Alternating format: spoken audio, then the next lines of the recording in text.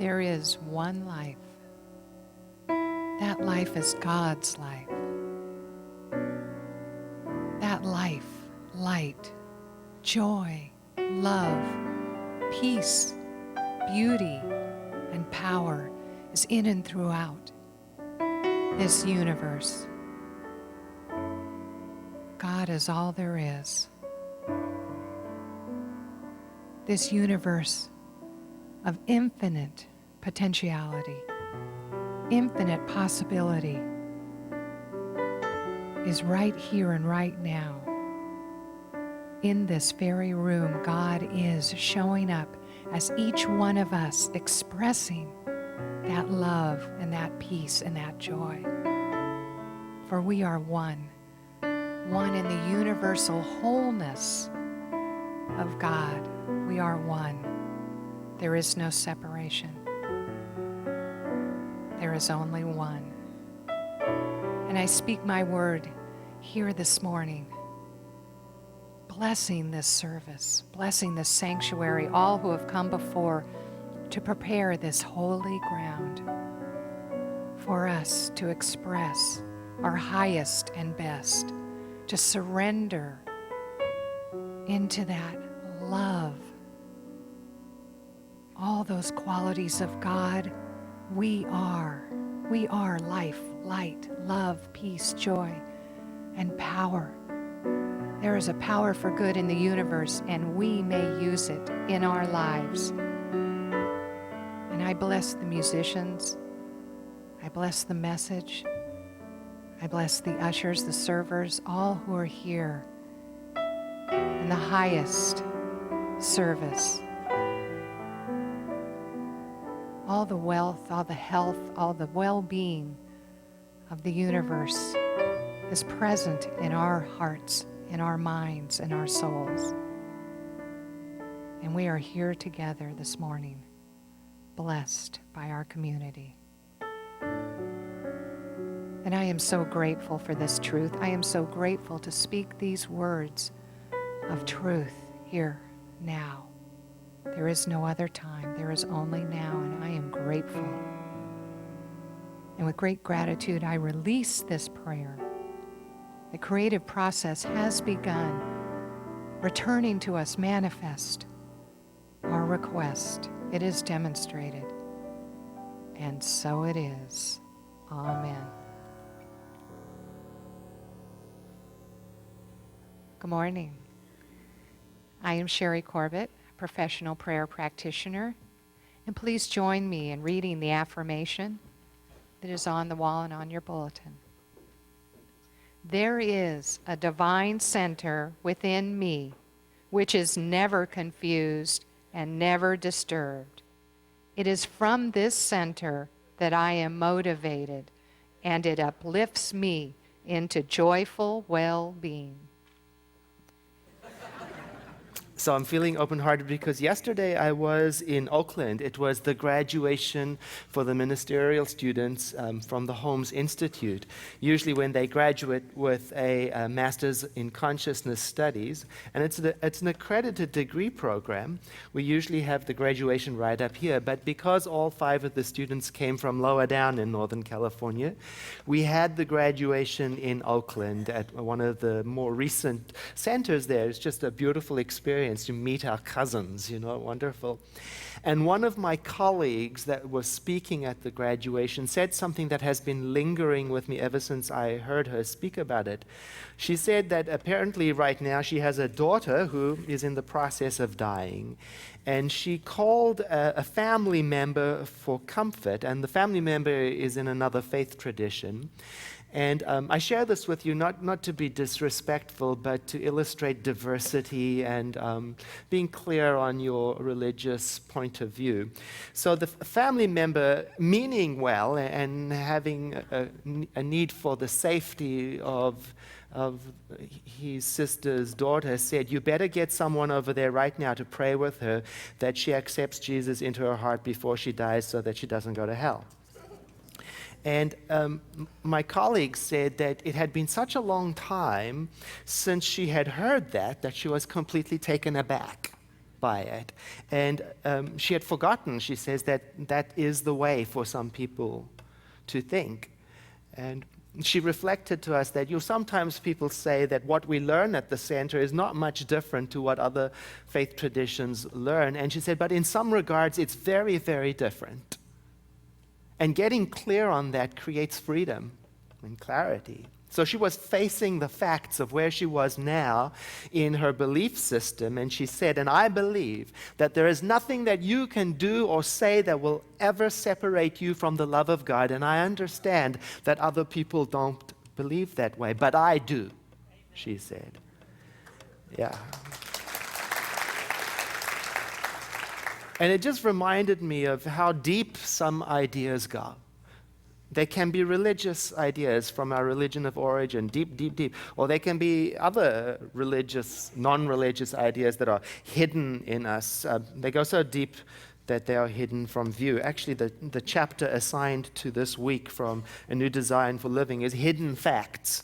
And it's about exactly that. And these hidden facts that have been in there for some time, isn't it the case that sometimes they emerge when we're going through crisis or conflict or sadness or fatigue? They've been there a long time. We may even have stopped believing them. But then when our resources are low emotionally, they come up and we meet them again and have to face them and check. Is it still the case that I don't believe you? I had an experience of that when I was graduating as a minister in the Center for Spiritual Living. There I was on stage about to get my ministerial credentials, in my robe and everything, a big event. I was feeling emotional, and there came up from me, from its hidden place, a belief that I had gleaned from the Bible, and there right in my head I heard the words saying as clear as crystal, and there will come many false teachings and many false teachers. And I had to meet it. Do you know what I'm talking about? And say, is it still the case that I believe you? No.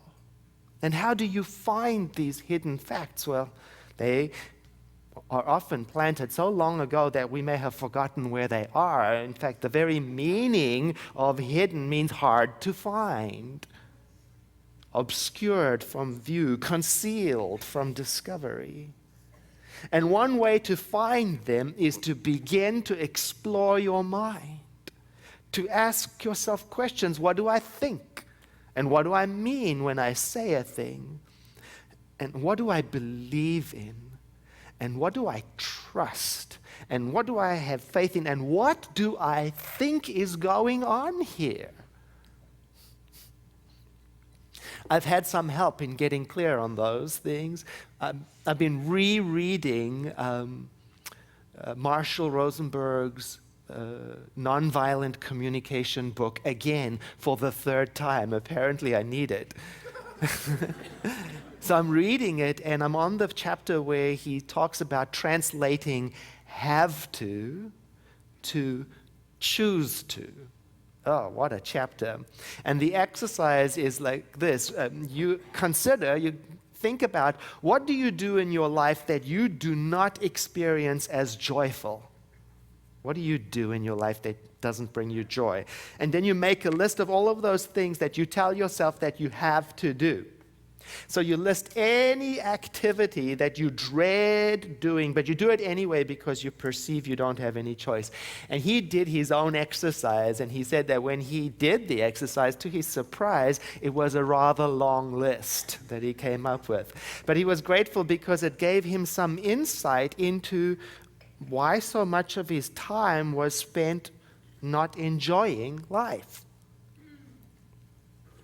He said, I noticed how many ordinary daily things I was doing by tricking myself into believing that I had to do them. And he gives some examples in the book. For example, number one, writing clinical reports. Another example he gave was driving the children's carpool to school. Then in step 2, first of all, you complete the list, give yourself some time to get it all down there, and then you apply to it this shift in perspective, and you do it this way. You write the words, I choose to, in front of each of the things that you listed. And you can fully expect an argument from your own mind. I mean, Marshall did, there he wrote, I choose to write clinical points. He said, well, I didn't choose that, I have to. I'm a clinical psychologist. That's what they do. I got to do it. Then step 3 is where you get in touch with the heart of the matter behind the choices we are making. And this is how you do it. You take each statement, I choose to write clinical reports, and then you add at the end of it, because I want, and you complete the sentence. Well, when he applied that, I choose to write clinical reports because I want, and he discovered when he looked inside that what he really wanted from writing the clinical reports was the money that it generated. And in that moment, when he realized that, he reports that he never wrote another clinical report ever again, because he realized that there were more joyful ways for him to earn a living to support his family. And then what about the other example? I choose to drive the children's carpool to school because I want. And when he looked at that, he rediscovered how much appreciation he had for the benefits that his children were getting from going to a school that matched his education values. And so he continued to drive them, but he had a completely different energy when he showed up to drive them. So reading through this for the third time, it helped me get clear that when I get clear on the heart of the matter behind my choices, it can be liberating and clarifying, and it can help to flush out hidden facts. I also realize that getting clear on what I believe, clear on what I trust, and what I have faith in, and what I think is going on is liberating too. I think of it as maintenance to help prevent hidden facts from lodging and staying. There's an exercise that I love to do for myself, and you can do it, especially if you have a webcam. You can use the webcam to record yourself. You'll put it on, sit in front of it, and pretend you are being interviewed on national TV. So you have to be spontaneous and record yourself. But before you start, make a list of very important questions. Like, what does God mean to you? Or do you believe in hell? Or what do you believe in? And then sit down and take one at a time, put a timer on, give yourself 5 minutes, and answer spontaneously as if you're on national TV, and then play it back. See if you make sense to yourself. I have done this over and over again with important questions, so that when I tell you that I believe with all of my heart that no one is going to hell, it isn't a reaction against a thought that runs strong and deep in the mind of our planet. No. I have given some thought to it, a lot of thought. And I believe that hell is a state of mind.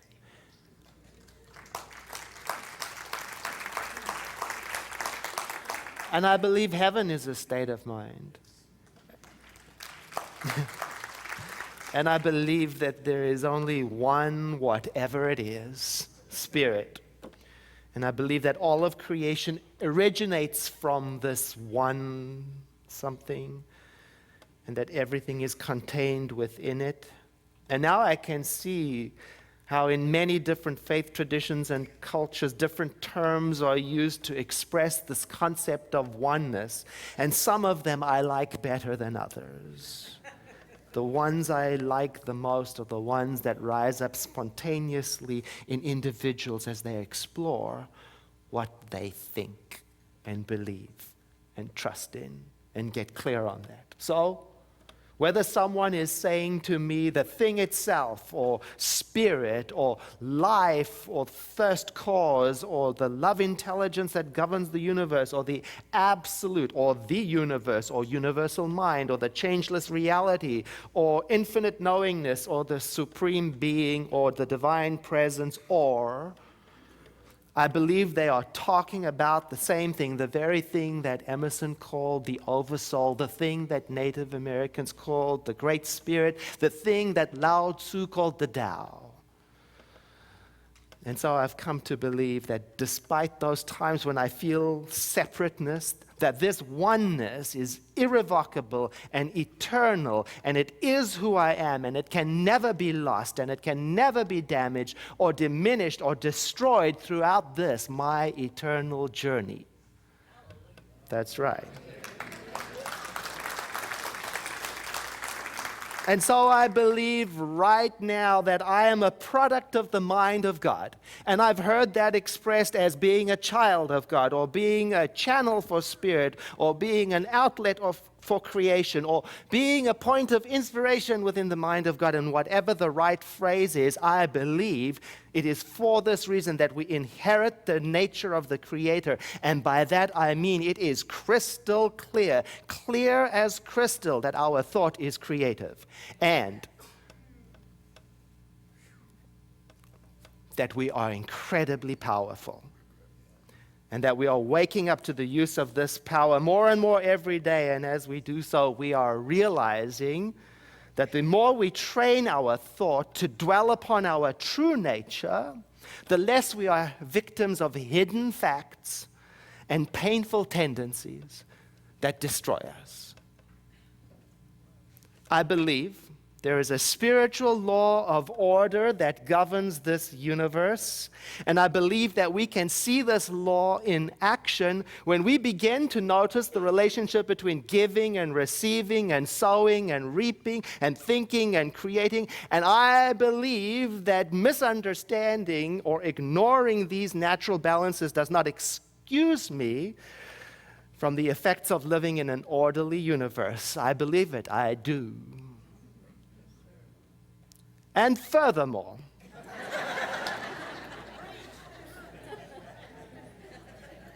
I believe that this one, whatever it is, has no center and no circumference and no limits, and it was never created, and it cannot be uncreated. It never started, and it never ends, and I call that infinity. And infinity to me means abundance. And abundant to me means more than I have ever imagined. And so I feel myself called upon to imagine more. And I look to the numbers of physical forms around me for confirmation of this, to the endless supply of pollen,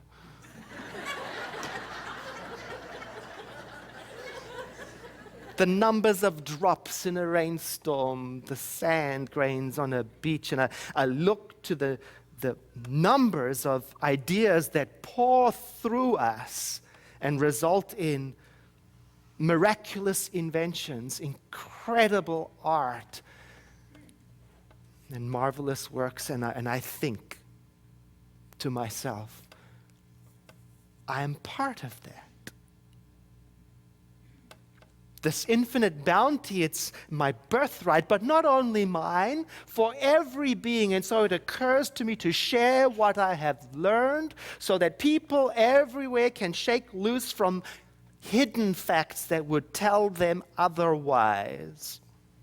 You see, I believe that there is something essentially right with this world, and that every being can experience it or be supported in experiencing a more vibrant life. And I believe that kindness is the most powerful path to contributing joy to this world.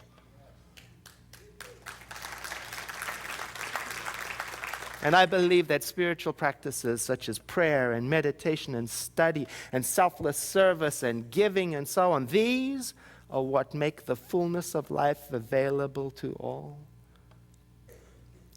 And I believe that there is something intrinsically good about people, and that we are endowed with free will. And I believe that what the world calls evil is not an independent entity or force of its own.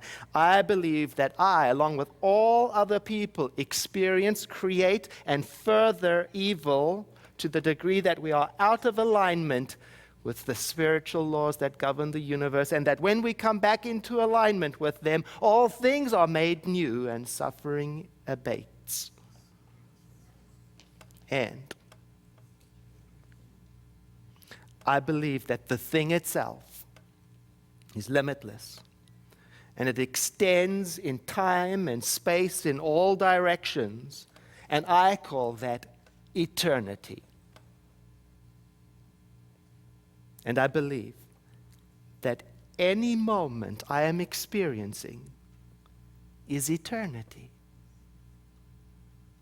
And I have come to learn that human forgiveness is the process that frees us to live in eternity.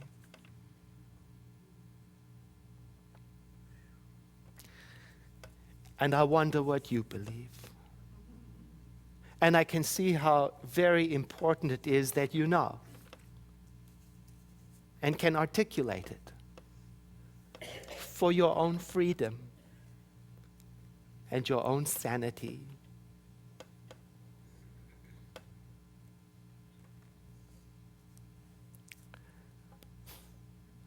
Let us pray.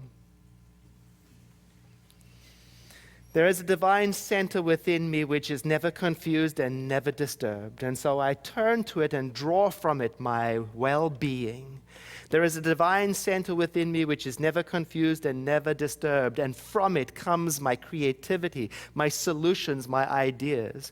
There is a divine center within me which is never confused and never disturbed. It is clear and joyful and vibrant. It expresses in me all the time. From it comes my joy. I realize that from the center within me that I am motivated, lifted up into joyful well-being.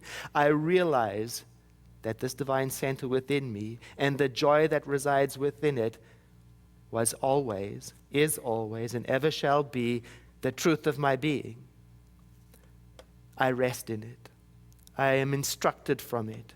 I am guided by it. I am expressing it. And so it is that I become reacquainted with the greatness of my soul and the expansiveness of my heart and the joyfulness of my kindness and the wonder of my living. And I see that there is not a thing in creation that can thwart the divine center within me, which is never confused and never disturbed. I stand in it as an agent for truth and light, and I am deeply glad that it is so.